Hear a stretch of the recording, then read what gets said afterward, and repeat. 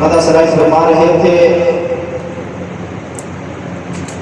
اس کے ساتھ ساتھ یہ یاد رکھیے ہماری جو محفل سجی ہے حضور علیہ السلام کی میلاد پاک کے لیے سجی ہوئی ہے، اور حضور علیہ السلام کی ولادت کا جشن منایا جا رہا ہے۔ تو ہم نے جس مشن کو پکڑا ہے، جس مشن کے ساتھ ہم وابستہ ہیں، وہ مشن ہمیں صرف غلامی رسول کا نعرہ لگانا نہیں سکھاتا، بلکہ غلامی رسول کا نعرہ لگا کر عملاً میدان میں جانے کا حکم دیتا ہے۔ اور عملاً میدان میں جانا یہ ہے کہ جب جہاں جیسے جس وقت دین اسلام کا ہماری ضرورت پڑی، ہم لبیک کہتے ہوئے حاضر ہوئے۔ پر صرف یہ نہیں ہے کہ ہم خود حاضر ہوئے، ہم نے یہ پیغام گھر گھر میں پہنچانا ہے۔ ہماری تحریک کا پیغام کیا ہے؟ سادہ سے لفظوں میں، مختصر سے لفظوں میں ہماری تحریک کا ایک ہی پیغام ہے کہ قرآن کی دولت سینوں میں، سنت کا پھریلا ہاتھوں میں۔ قرآن کی دولت سینوں میں، سنت کا پھریلا ہاتھوں میں، فاران کی چوٹی کا نغمہ گھر گھر میں سنانے نکلے۔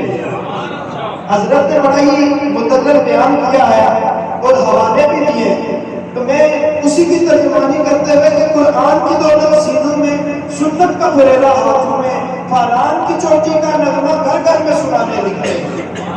اور فرق نہیں جنہیں کرنا آتا اللہ کے اپنوں غیروں، فرق نہیں جنہیں کرنا آتا اللہ کے اپنوں غیروں میں، ایسی فاسق و فاجر سوچوں کو سوجی میں چڑھانے نکلے، ایسی فاسق و فاجر سوچوں کو سوجی میں چڑھانے نکلے۔ اور انشاءاللہ اگر جب تک یہ تحریک لبیک پاکستان میدان میں ہے، یہ فاسق و فاجر سوچیں سوجی پہ چڑھتی چڑھ رہی ہے، چڑھتی رہے گی انشاءاللہ، قیامت سے چڑھتی رہے گی۔ اور انشاءاللہ مجاہدین کا یہ فیضان جاری و ساری رہے گا۔ اور انشاءاللہ مشن رضوی جاری رہے گا، مشن رضوی جاری رہے گا، مشن رضوی جاری رہے گا، مشن رضوی جاری رہے گا۔